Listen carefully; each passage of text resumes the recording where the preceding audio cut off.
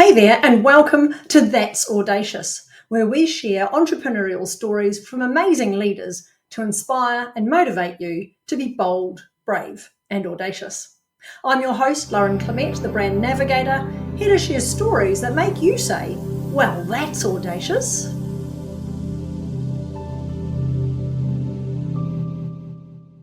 So today we have the amazing Stacey Ashley on the podcast. Stacey is a leadership visionary and she is future-proofing CEOs. She has over 30 years experience and has helped thousands of leaders to develop their competence, confidence, and credibility. She's got no less than 14 International Stevie Awards, and she's been twice named in LinkedIn's top voices. She's the author of 6 Amazon #1 best-selling books on leadership and has an amazing talent for translating complex concepts into simple, practical ideas for immediate application. I cannot wait to talk to Stacey today about what she's doing to grow her profile and to be that thought leader extraordinaire. Thank you, Stacey, for being on the call. Could you tell us today a little bit about who you are and what got you started in what you do? Well, thanks so much, Lauren. Such a delight to be here. That's kind of a big question just to start with. So I had a big corporate career. I graduated university, had a kind of an accounting background, quickly moved into leadership, bigger leadership, and had some extraordinary experiences working all over the world. But the one thing that I found was I sort of ran out of leaders to learn from. And I'd always thought I'm going to be the CEO. And then I got to a point in my career and I thought, you know what? I think there's more. There's more here. There's something else that I can do. And at that stage, I'd already discovered that I was really good at working with the people around me and kind of tapping into the potential they hadn't realized that they had themselves. And so I decided to go out on my own and really develop more really capable human leaders. And that's evolved over time, as these things do. And so it's really about elevating the practice of leadership on a global level. Wow. Isn't that awesome? I mean, often you hear the stories, don't you, of how people started at university, they got into a particular field, accounting or whatever it was, and decided that's what that, because I like numbers or whatever it was. And that really sets you up to know what you don't want to do rather than what you do want to do. Isn't it interesting that you've sort of gone and decided that, hey, I'm not just going to learn, I'm going to set the bar for the standards of learning about leadership? Yeah, look, I think so. And I think there is so much potential, but and you would have seen this many times over, as probably all the listeners as well, is we put people into leadership roles, whether it's a first-time leader or an executive or even a CEO, and then we don't necessarily equip them for that. We don't give them the extra learning, the extra support, the mentor, the buddies, whatever it is that they need to really optimize their chances of success. And some people navigate and they learn, from their mistakes and from other people's mistakes, but other people don't quite make it on their own. And if we just gave them a bit of help, oh my gosh, they'd really blossom. And I think it's a real shortfall or a shortcoming of the leaders that have gone before, that we actually don't put enough focus on preparing our people and supporting them as they go through different layers of leadership. Yeah, there's sort of an expectation, isn't there, that if you're put into a role of CEO or manager or whatever it is, that you know how to lead. It's a bit like you know how to be a mum because you're female. It's like, no, not actually, not the case. So I know you do something quite different, Stacey, in your approach to leadership. You have something called big leadership. And I'd love you to tell us a little bit more about big leadership and what that means and what it means to be a big leader. Yeah, great. Thank you. So this is my latest book, and it was the result of probably a couple of years of thinking on top of everything else that I've done, but working with my colleagues and all the clients I was working with. And of course, the world as we know it had changed quite significantly with the pandemic and the things that arose from that. And it became clear to me that leaders doing what you've always done is not enough. The world changes too fast. The expectations have changed significantly. So there's this much more human element that's got to be incorporated. Then there's the expectation that you will be a human leader. There's also almost an inbuilt redundancy or irrelevance. If you don't keep learning as a leader, you will get left behind. And so I started to think about, so what does it take to be an equipped, confident, capable leader in the environment that we now face with this ever accelerating, not just change, but technology and expectation and that sort of thing.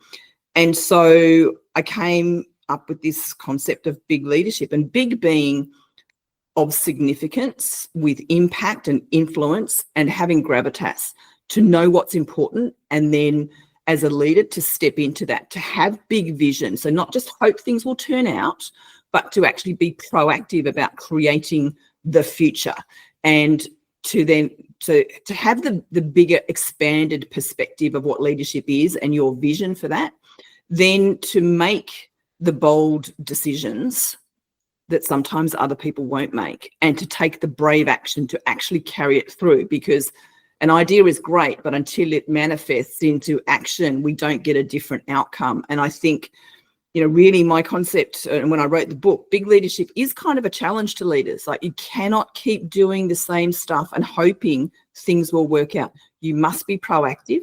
You must expand yourself and how you lead and who you are as a leader. And you must take responsibility for generating more leadership around you and in the people that you are responsible for, because we have to have a future. And the only way to guarantee that is to nurture it and cultivate it. Yeah, absolutely. You make a really good point there. The pace of change right now is ridiculous, isn't it? That exponential growth that's happening.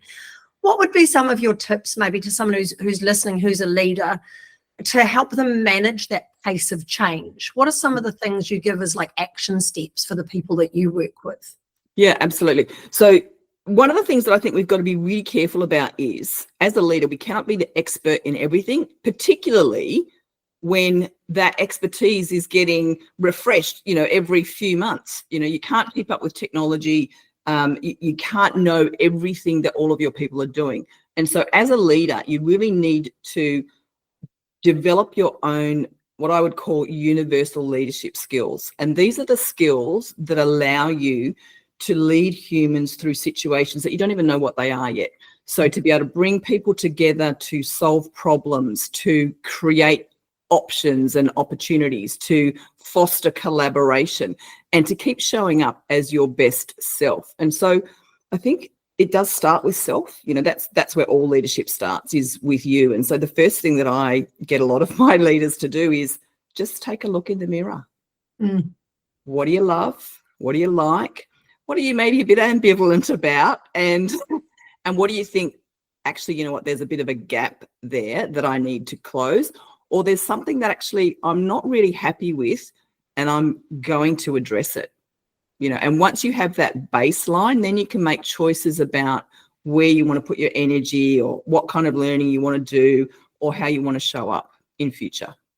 That's quite a scary thing for lots of people to do, though, isn't it? It takes a lot of courage to look in the mirror first, and to look at yourself as a leader before you define the way that you lead others. What are some of the things people can do to sort of overcome that fear factor of delving into those sorts of areas?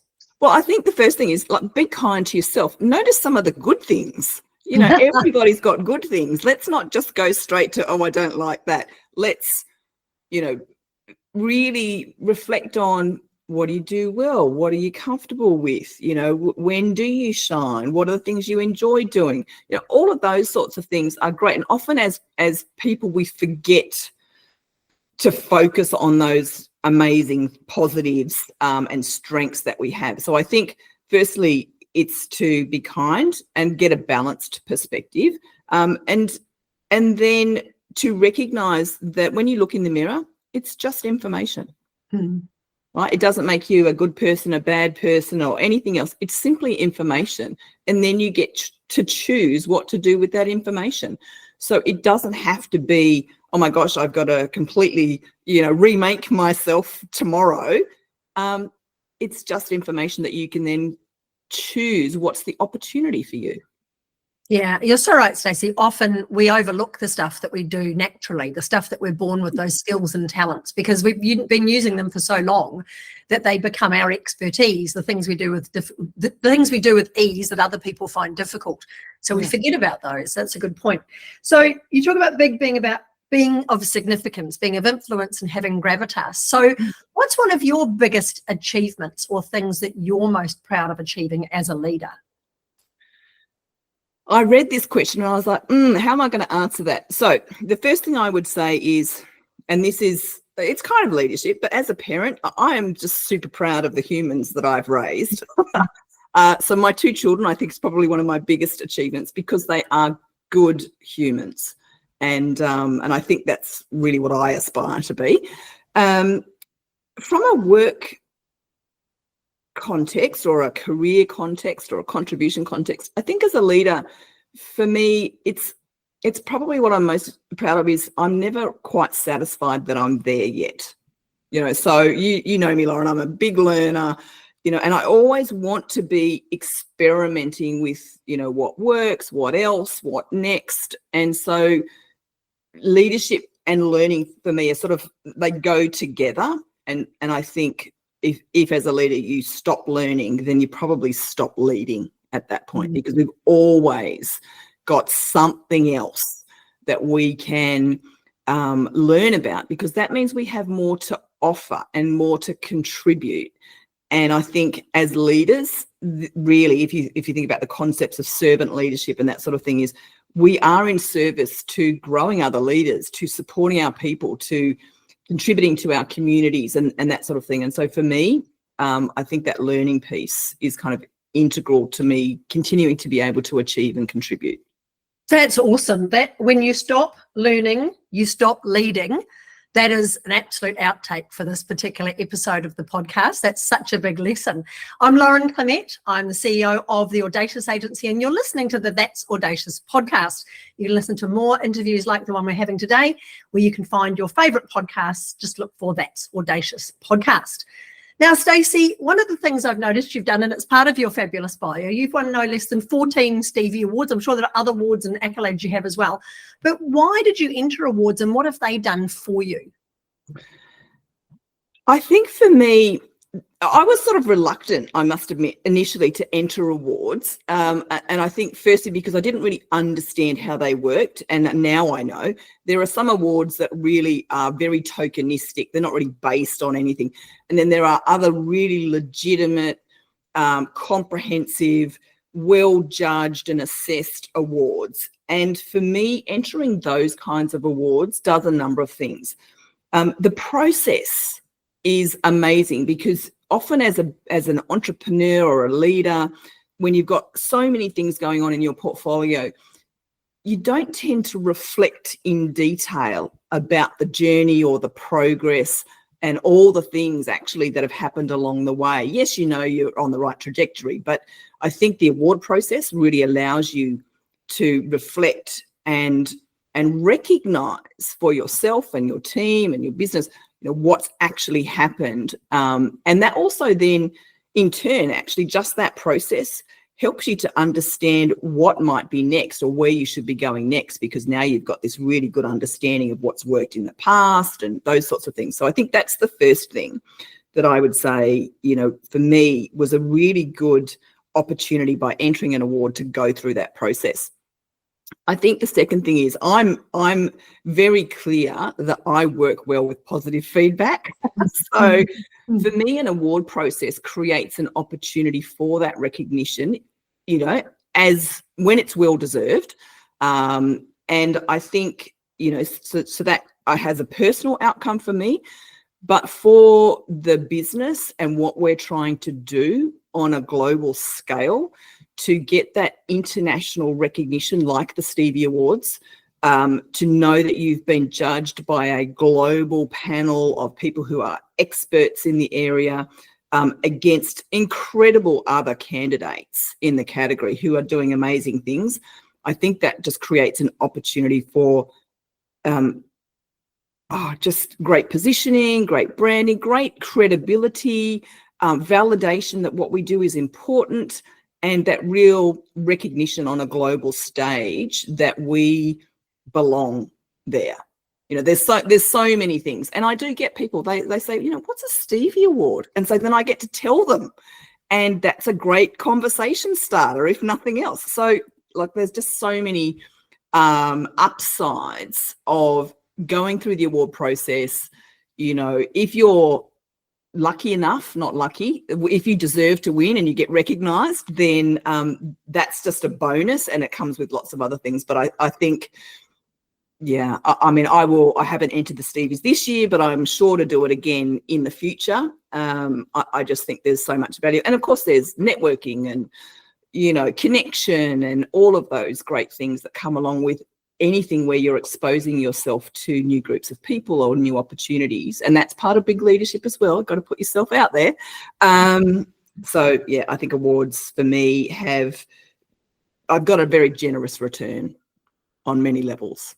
Yeah, awesome. I love when you were mentioning there about the legitimacy of the awards. And I guess that's a really important thing, isn't it? As a leader, I call it branding by association. It's who you surround yourself with. And it's that association you have with the people you network with, the types of clients you have, but the awards that you enter and so on. Being a legitimate leader is a big part of big leadership, isn't it? Because if you're going to, as you say, have significance and be of influence to other people and have that positivity and that confidence, you need to be legitimate in what you're doing, don't you? How many people have you met where you sort of, is it a feeling, Stacey, when you meet someone, you go, oh, this just doesn't feel right? Or is it more about having to dig deeper and look at what they've achieved and looking at their success and so on to really work out whether you're working with a leader who's legitimate or not? Yeah, look, I think I've got a pretty good nose these days after working with lots of people. So I think often you can tell pretty quickly.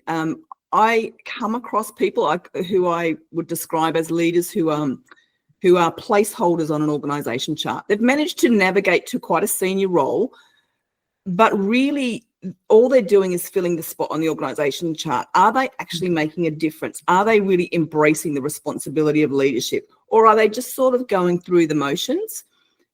I think for me, if that's the case, they're not really a legitimate leader. Legitimate leaders do the hard work, which is not that life is hard, but they're prepared to put the effort into the important things.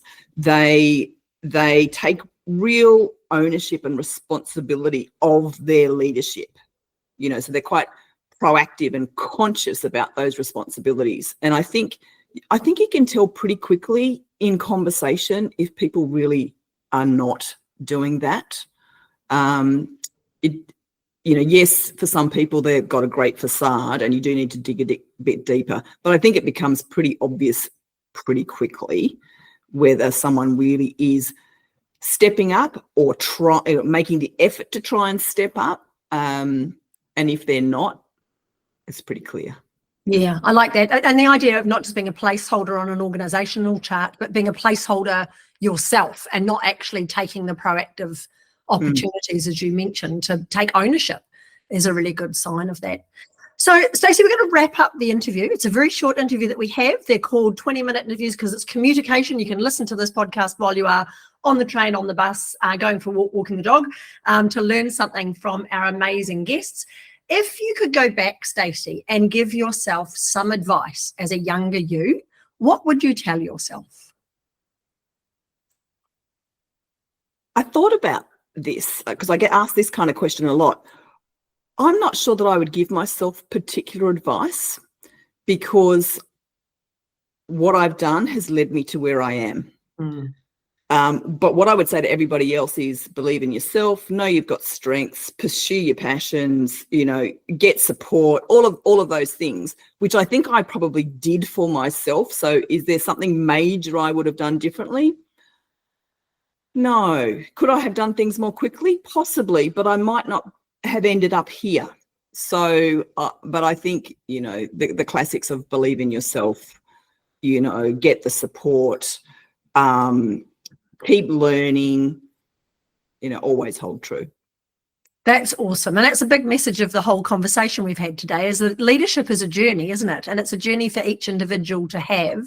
And I love the fact that you wouldn't have changed your journey because it was the journey you had to have. Stacey, it's been such a pleasure to interview you today to learn more about what you do. Stacey is often described as the leader for leaders.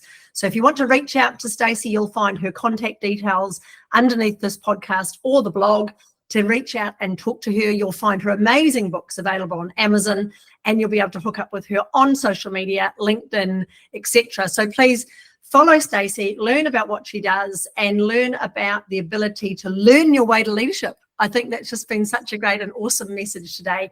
Thank you, Stacey. Is there anything you'd like to leave our listeners with to encourage them to keep going in their chosen path of what they're doing? No, I think you nailed it, Lauren. I think learning is the key. You know, learn, be proactive in terms of your own learning. Don't wait for the organisation to organise learning for you. Just you do it yourself.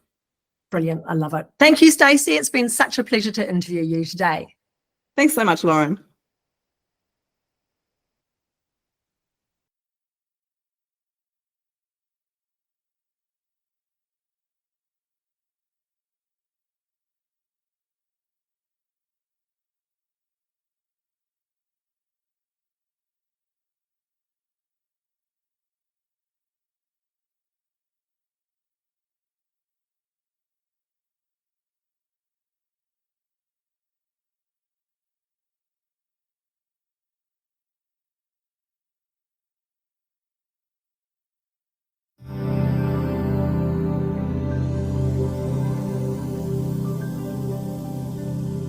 Thanks so much to our audacious guests today and to everyone for listening. Remember, there's no place in business for modesty, and you deserve to be well known, well paid, and wanted. For more episodes, please subscribe to the podcast or our YouTube channel, or join us in the Rocket Launch Your Business Facebook group. The links are in the description below.